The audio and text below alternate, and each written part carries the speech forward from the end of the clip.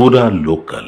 నమస్తే, welcome to పూరా local. ప్రస్తుతం మనం తెలంగాణ భవన్లో బీఆర్ఎస్ మహిళా లీడర్లతో ఉన్నాము.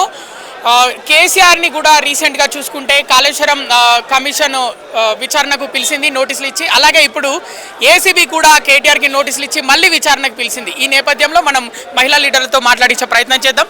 చెప్పండి, కేసీఆర్ మొన్న విచారణకు హాజరయ్యారు, ఇప్పుడు కేటీఆర్ విచారణకు హాజరయ్యారు. అది కమిషన్ ముందు, ఇక్కడ ఏసీబీ ముందు. ఎలా అనిపిస్తుంది మీకు? ఇది రేవంత్ రెడ్డికి పరిపాలన ఎట్లా చేయాలో అర్థమైతలేదు. తెలంగాణ ప్రజలకు అధికారంలోకి వచ్చే ముందు ఎన్నికలలో 420 హామీలు ఇచ్చిండు. ఆ 420 హామీలు ఇవాళ ప్రజలు నమ్మిండ్రు నిజంగానే చేస్తాడేమో అని. అవి చేయలేకపోతున్నాడు. హామీలు అంటే అమలు చేయలేని హామీలు ఇష్టం వచ్చినట్టుగా ఇచ్చిండు. ఇవాళ ఉద్యోగులకు కూడా జీతాలు ఇవ్వలేని పరిస్థితిలో ఉన్నది. ఆయననే ఇవాళ మేము అప్పులు అడిగితే ఎవరు ఇస్తలేరనే స్థితిలో ఆయన ఉన్నాడు. వాటి నుంచి బయటపడడానికి దాన్ని పక్కదారి అంటే తెలంగాణ ప్రజల్ని ఇవాళ గందరగోళపరిచే విధంగా ఇవాళ ఆయన చేస్తున్నటువంటి తప్పుల్ని కప్పిపుచ్చుకోవడానికి ఒక డైవర్షన్ పాలిటిక్స్ చేస్తున్నాడు. ఈ డైవర్షన్ పాలిటిక్స్లో భాగమే ఇవాళ కేటీఆర్ గారికి నోటీసులు ఇవ్వడం. కానీ ఇదంతా కూడా కాలయాపన అంటే నోటీసుల పేరు మీద అయ్యో ఇదంతా ఏదో తప్పు చేసిరని చెప్పేసి క్రియేషన్ చేసి వాళ్ళ తెలంగాణ ప్రజల్ని నమ్మించాలనేటువంటి ప్రయత్నం చేస్తున్నారు. ఇవాళ తెలంగాణ ప్రజలకు ఏమన్నా కొత్తగానా? తెలంగాణ ప్రజలు చాలా తెలివిగల వాళ్ళు, వాస్తవాలు ఏంటి అనేది గుర్తెరిగిన వాళ్ళు. కాబట్టి తెలంగాణ ప్రజలు ఆనాడు సమైక్య పాలకులు తెలంగాణ రాకుండా ఎన్ని కుట్రలు కుతంత్రాలు చేసినా కూడా కేసీఆర్ గారి నాయకత్వంలో తెలంగాణ సాధించుకున్నటువంటి చరిత్ర తెలంగాణకు ఉన్నది. కాబట్టి ఇట్లాంటి తెలంగాణ ప్రజల్ని ఎన్ని రకాల గందరగోళపరచాలని ఎన్ని కుట్రలు కుతంత్రాలు చేసినా ప్రశ్నించే గొంతులను ఇవాళ నొక్కివేయడం కోసమే ఇదంతా ఆడుతున్నటువంటి డ్రామా. కాబట్టి ఇవన్నిటికీ భయపడరు తెలంగాణ ప్రజలు. ఇవాళ రేవంత్ రెడ్డికి ఎట్లా పరిపాలనలో చేయాలో తెలుస్తలేదు. ఆనాడు తెలంగాణకు వ్యతిరేకంగా ఉన్నటువంటి వ్యక్తి ఇవాళ తెలంగాణ ప్రజల పట్ల ప్రేమ ఉన్నట్లయితే మంచి పరిపాలన చేస్తాడు. ఇవాళ మేమందరం కూడా ఇవాళ కేటీఆర్ కానీ కేసీఆర్ గారు కానీ ఉద్యమకారులు, ఉద్యమ నాయకులు.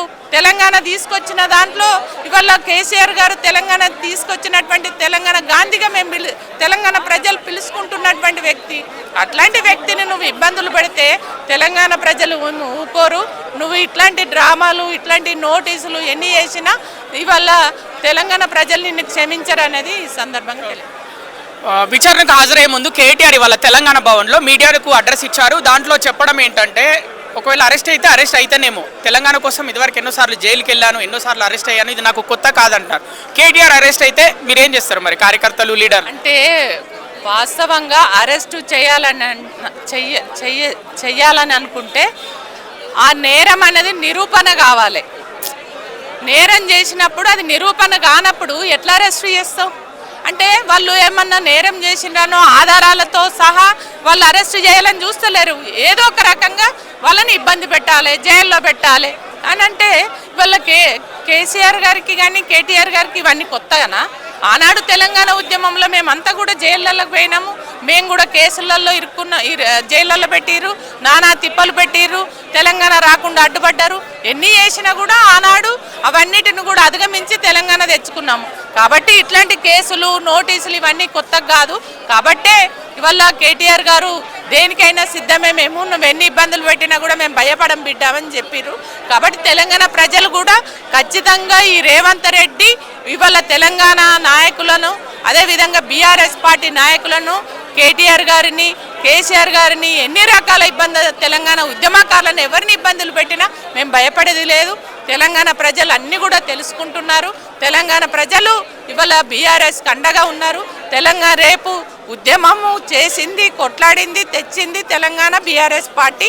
కాబట్టి బీఆర్ఎస్కు ఇట్లాంటివి ఎదుర్కోవడం అనేది పెద్ద కొత్త కాదు. త్వరలో ఎన్నికల నోటిఫికేషన్ రానుంది. అంటే లోకల్ బాడీ, స్థానిక సంస్థలు, ముందుగా జెడ్పీటీసీ, ఎంపీటీసీ, తర్వాత గ్రామ పంచాయతీ సర్పంచ్ ఎలక్షన్లు, తర్వాత లోకల్ బాడీ హైదరాబాద్ జిహెచ్ఎంసీ ఎన్నికలు, ఇవి రాబోతున్నాయి. మరి ఇలా మీ ముఖ్య నాయకులు విచారణలు ఎదుర్కొంటే మీ పార్టీకి దెబ్బ పడదా? ఓట్లు పడతాయా? అంటే ఈ విచారణ అనేది న్యాయం లేదు కదా. ఇదంతా కావాలని కుట్రపూరితంగా పెట్టి ఇవాళ ఇబ్బంది పెట్టాలనేటువంటిది ఇవాళ ప్రజలు అర్థం చేసుకుంటున్నారు కదా. ఇవాళ గ్రామీణ ప్రాంతాలలో వెళ్ళి మీరు చూసినట్లయితే ఇవాళ రేవంత్ రెడ్డి ఇచ్చినటువంటి 420 హామీలలో ఒక్కటి కూడా అమలు చేస్తలేడు. రైతుల్ని పట్టించుకుంటలేడు, ఒకవైపు మహిళల్ని పట్టించుకుంటలేడు, విద్యార్థుల్ని పట్టించుకుంటలేడు, ఉద్యోగస్తులకు జీతాలు కూడా చక్కగా ఇస్తలేనటువంటి పరిస్థితి. టైంకి వాళ్ళ పెళ్ళిళ్ళకు ఇవ్వవలసిన డబ్బులు కూడా వాళ్ళకి ఇస్తలేరు. పిల్లలు పెళ్ళిళ్ళు చేసుకుంటే వాళ్ళ డబ్బులు వాళ్ళు జమ చేసుకున్నటువంటి డబ్బులు వాళ్ళ పెళ్ళిళ్ళకు కూడా అందిస్తలేనటువంటి పరిస్థితి. ఈ రకమైనటువంటి పరిస్థితిని ఎదుర్కొంటున్నాడు. కాబట్టి ఇవాళ తెలంగాణలో ఉన్న ప్రజలందరూ కూడా రేవంత్ను ఇవాళ అరే మేము తెలియక ఆయన చెప్పిన మాటలు మేము నమ్మి ఓటేస్తే తెలియక కయ్యలబడితే అనవసరంగా ఈయన ఎంత తొందరగా పోతాడా, ఇవాళ మళ్ళీ ఉద్యమ నాయకుడు కేసీఆర్ గారిని ఎంత తొందరగా మేము తెచ్చుకోవాలనే దాంట్లో ఉన్నారు. కాబట్టి అట్లాంటిది ఇవాళ రేవంత్ రెడ్డికి వ్యతిరేకత వస్తుంది. కాబట్టి ఇవాళ దాని నుంచి బయటపడడానికి బీఆర్ఎస్ పార్టీ నాయకులను బదనం చేసి ఏదో ఒక రకంగా వీళ్ళని ఇబ్బంది పెడితే ఇవాళ మళ్ళీ నాకు అనుకూలంగా మారుతుంది పరిస్థితులు అని అనుకుంటుండు. కానీ ఏం మారదు. ఖచ్చితంగా తెలంగాణ ప్రజలు ఇవాళ రేవంత్ లాంటి అంటే తెలంగాణ ప్రజలకు వ్యతిరేకంగా చేస్తున్నటువంటి పాలనను ఎట్లా ఎదుర్కోవాలో తెలంగాణ ప్రజలకు తెలుసు. కవిత సపరేట్ తెలంగాణ జాగృతి అని సపరేట్ పోరాటం చేస్తుంది, ప్రభుత్వం మీద పోరాడుతుంది, బీఆర్ఎస్ నుంచి కాకుండా. ఎలా అనిపిస్తుంది? అంటే కవిత గారు తన జాగృతి అనేది మొదటి నుంచి పెట్టుకున్నారు, నడిపించుకుంటున్నారు. ఏదైనా ప్రజల సమస్యల పైన కొట్లాడితే అందరం సపోర్ట్ చేస్తాం కదా. ప్రజా సమస్యల పక్షాన నిలబడి ప్రజల కోసం కొట్లాడినటువంటి నాయకుల్ని ఎవరినైనా మనం స్వాగతించాలి. అంటే బీఆర్ఎస్ లీడర్లే కొందరు ఆమెను పార్టీకి దూరం పెట్టిరని ఆమెనే మీడియా ముందు చెప్పడం జరిగింది.